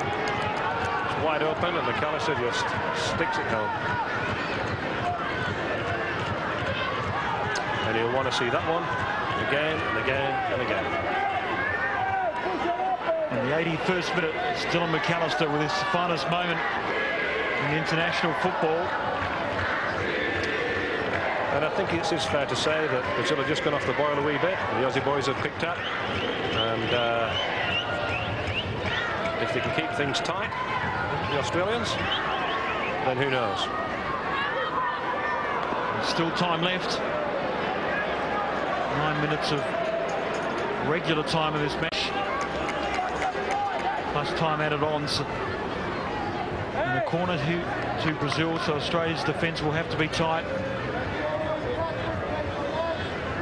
Lovely exchange resulting in that goal from Dylan McAllister. And a good patient goal as well. Lewis Brain could have easily taken the shot at the point of the area. He had the sort of vision to see the green shirt to the back post. And I bet you were loving that. Leandro will take the corner for Brazil. And a deep one to the back post. Ricardo heads it into the side netting. So the pressure relieved, a goal kick to Van Straten. And there's a real pep in the Australian steps now as they work the ball down the right-hand side. North, who started the move, resulted in the goal. Shrug. Lewis Brain, the flag stays down. He takes on Eduardo. The Brazilian wins out with good patient defensive work. And Ricardo with the hurried clearance. Madachi plays the odds back to the goalkeeper. Call as man up from the Australian bench. The calls are going from the sideline from Les Scheinflug, saying play quickly. He wants to get this game forward.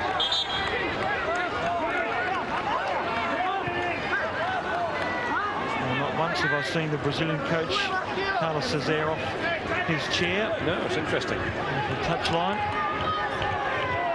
I have a feeling that the coaching staff on the Aussie bench are sensing something here. Well, set piece play taken by Diorio. Driven in low and feigned there by Jade North.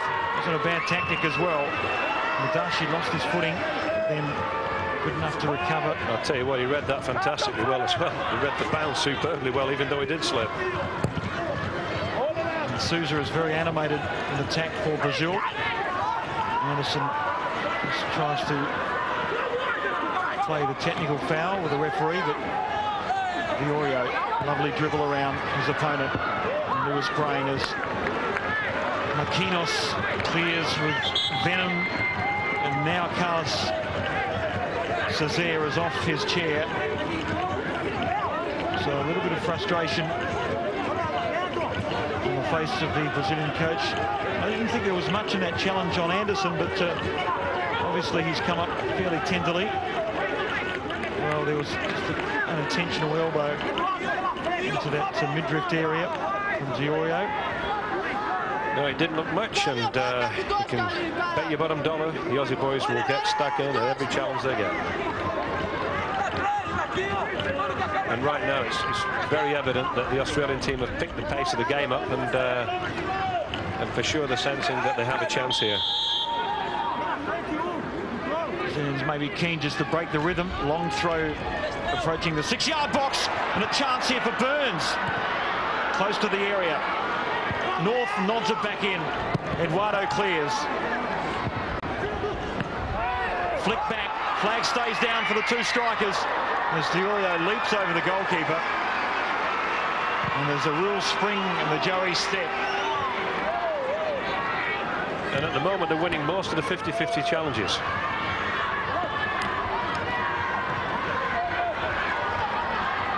Lewis Brain slips the opportune moment.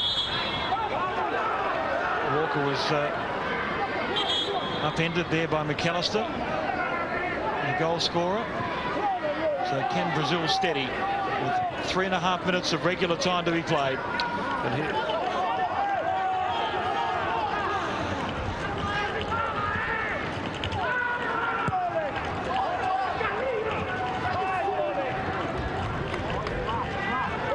still Sheriff.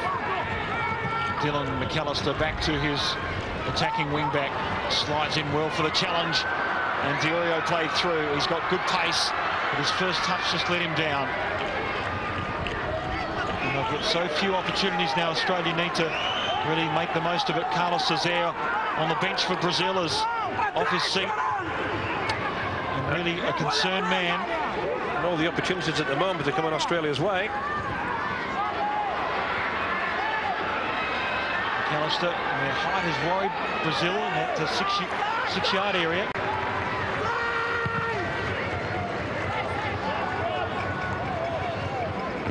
Madachi wins his umpteenth ball in the air. Anderson, the Brazilian attacking trio, flat-footed.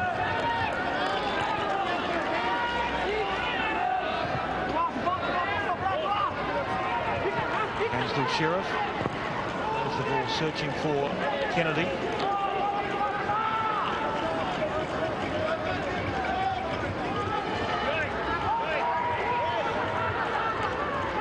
Here's Kennedy once again. That's a complete contrast to the first half, this one. We've got Australia really pressing and looking for an equaliser. And they're winning most of the ball. Here's Jade North, and the shot well blocked away there by the goalkeeper. And what a great opportunity there to equalise for the Joeys. They've hurt the corner.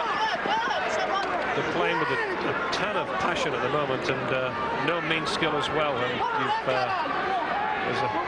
that was unlucky there. He just snatched at it. Didn't finish it off. Cansdale Sheriff has got two tall players to select, McAllister and also... And that was cleared from just under the bar by Eduardo, I think. Bit of pushing in the 6-yard box. There's a bit of feeling late in this match. A minute of regular time to go, and the Brazilian goalkeeper Robinho is down. You can see there just a slight push, and oh yeah, looked like the keeper got a nudge, didn't he? And totally lost balance. And yes, well, it looked like that from this angle anyway. It's certainly gone down, and I'm not sure whether this is slightly designed to break Australia's rhythm, soak up some valuable seconds. The magic spray is out. Usually does the trick. There's Madachi looking to the referee saying, you take that into consideration. And I will say that Aussie will take great heart from this game, even though they got beat 2-1, and they're going to turn around and say, why didn't we start like that? We're playing with a lot more urgency, a lot more passion, a lot more confidence too. And you certainly need that when you're playing against the best players in the world. So Robinho to his feet and into injury time now. At the moment, Aussie are winning every ball. Here's Kennedy. McAllister does very well. Failed to release his final touch.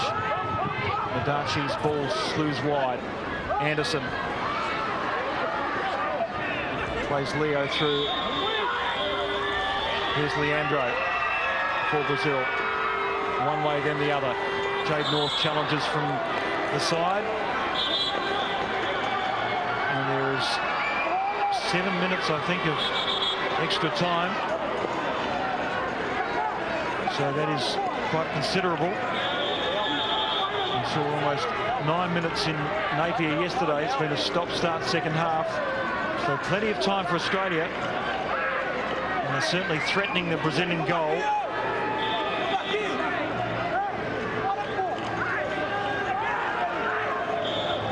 A couple of changes, a new attitude, and a substitution as Wellington comes on for Leandro.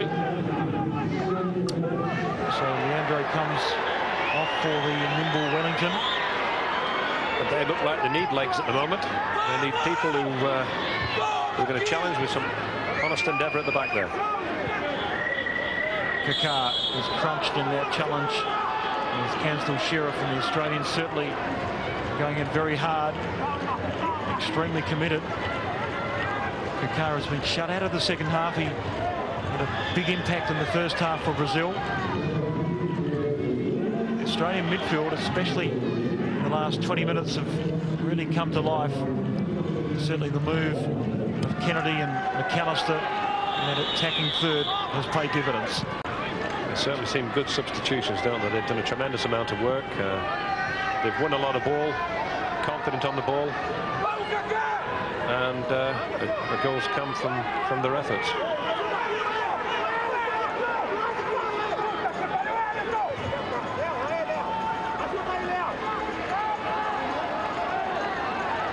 there by Diorio, trying to wriggle out of 2 challenges, and he does so.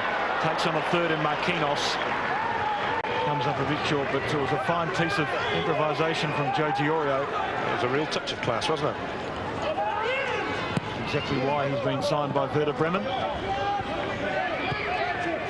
Jade North, another effective play for Australia. There's Les Scheinflug, and he must feel that Australia has more than half a chance here. Time is the factor, but there's no questioning their dominance in the match. As Walker's clearance is an up and under, and Schroe plays it wide for Canstel Sheriff, and that's exactly where they want the ball to go. As he takes on Henrique, the defender is forced to just skew the ball wide. Diorio.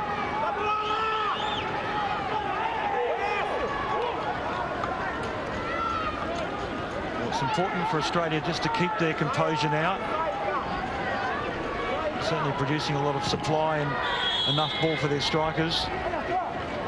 Good 5 minutes left in this match. Well, if you're Australian, you'd be sat on the edge of your seat.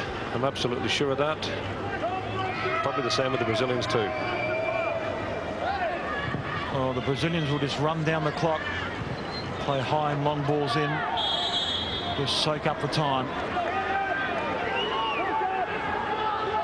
Australia will be looking to get on with the job pretty quickly.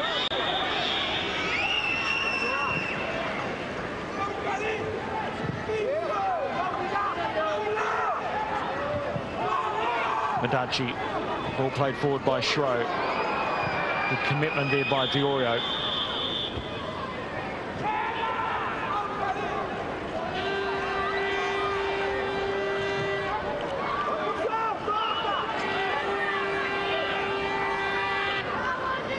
Souza, another player that was dominant in the first half, but wriggles out of 2 challenges.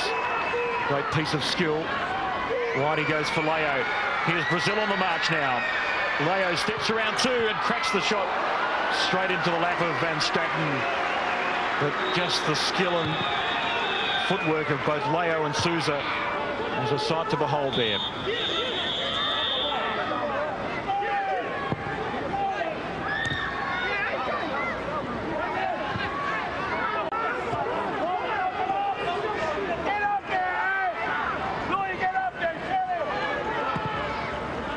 Van Straten, the long clearance.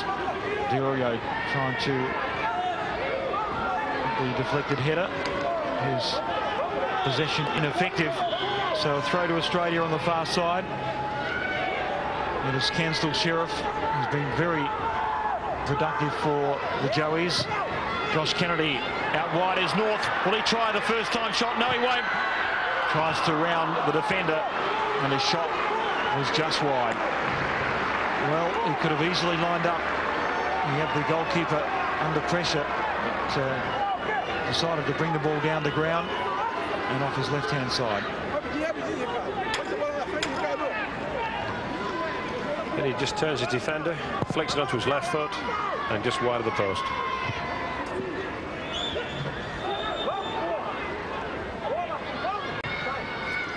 Diorio. It is absolutely incredible to me watching this game, watching the Brazilians in the first half, and since they scored a second goal to now, that all over the place they seem to have stopped the walking, and the Aussies are full of fire and chasing every ball, and in most instances winning them. But here we go again with Brazil. Anderson plays the ball attractively for Kaká. Outside of the foot with Walker, back to his number 10. But well closed down by Schroe. Still it's Kaká. Brazil have loose players in midfield. One is Eduardo. Now they've been closed up by some Australian marking. Souza. Ricardo was flanking him, but Souza's shirt was pulled. So a free kick to Brazil. Now time running out for Australia.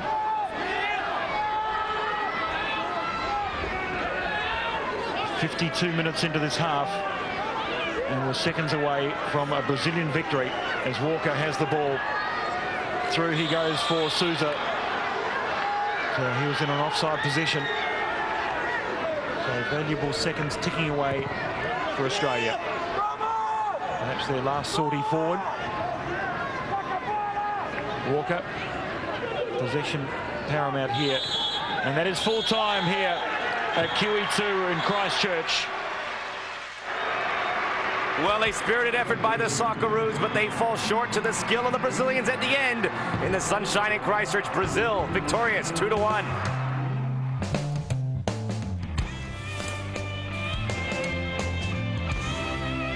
Okay, guys, Matt, you get slam and dunk. Josh, dip and spin. Now, who's going to tackle Wacky Jam?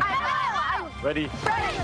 I love coaching kids, but there are more important challenges. Like reading. We were shocked to find out that 2 out of 3 children can't even read at their own grade level. But not these guys. They took the Hooked on Phonics reading challenge and became better readers.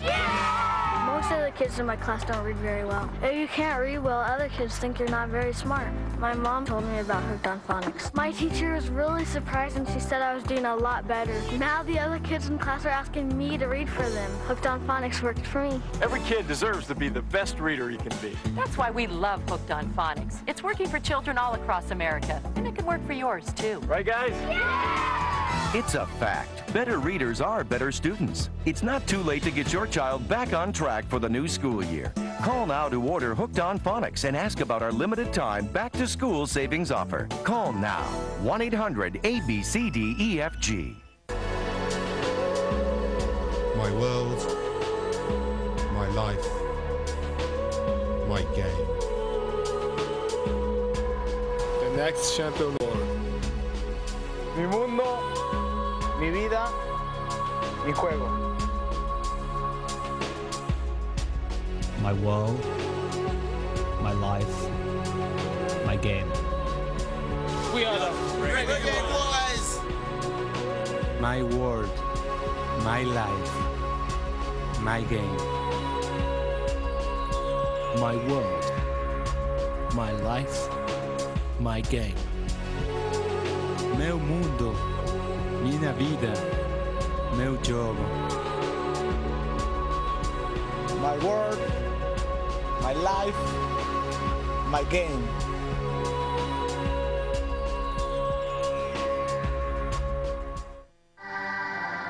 Well, the rain stopped in Christchurch, the sun came out, and the soccer improved drastically. Brazil get that own goal in minute 67, then the Australians came fighting back and got the one to cut it in half, but couldn't get any closer. A good game from them nonetheless. Well, thank you for joining us from the FIFA Under-17 World Championships. For our entire crew, our producer David Stroud, this is Max Brittle signing off. We'll see you next time.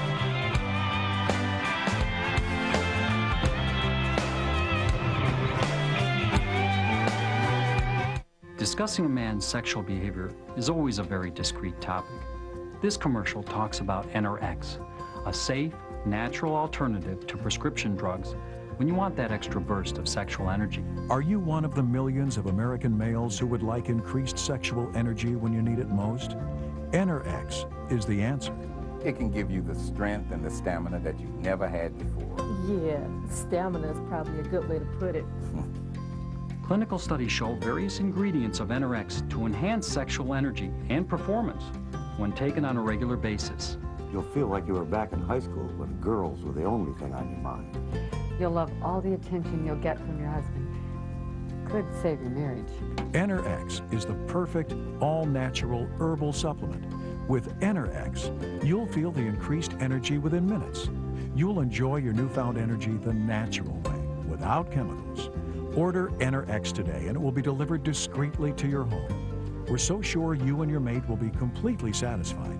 We'll offer you a 30-day, no questions asked, full refund. NRX stimulates sexual energy by expanding the blood vessels, causing increased blood flow to specific areas of the body.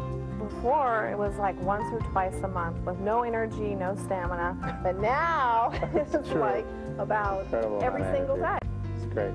Remember, if you're not happy for any reason, just return the empty bottle within 30 days, and we'll give you all your money back.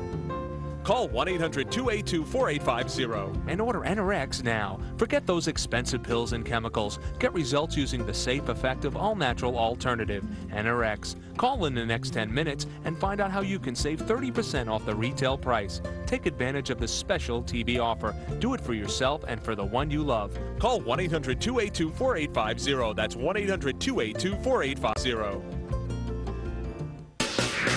Sky Sports News, imported from England and translated for your understanding. All right, me old China, now for a butcher's at tonight's headlines. Hello, ladies and gentlemen. Let's take a look at tonight's headlines. Would you Adam and Eve, our Rob Roy DeCanio gets in another reading right. We've got the full Jackanory. In other news, Paolo DeCanio finds himself the centre of attention again. We've got the full story. Sky Sports News, all the scores, all the action and plenty of attitude. And Christian Slater, so you're not left scratching your old low. Forward and May West to the action from around the league. And later, we'll keep you up to date on all the best action from around the league. Breaking news, exclusive interviews and stories that you won't see anywhere else. Just makes 18 pence. Sky Sports News, the whole lock, stock and barrel. I think he was trying to say, it just makes sense. Sky Sports News, we've got it all. Sky Sports News, 7 p.m. on Fox Sports World. Chalks away, chaps. This is Fox Sports World.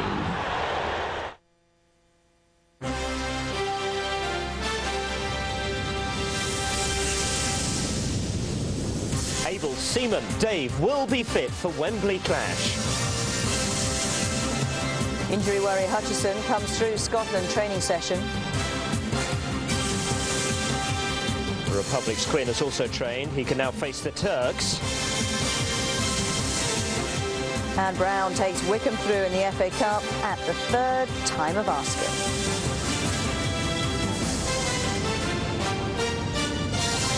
From the heart of the Sky Sports Dome, this is Sky Sports News.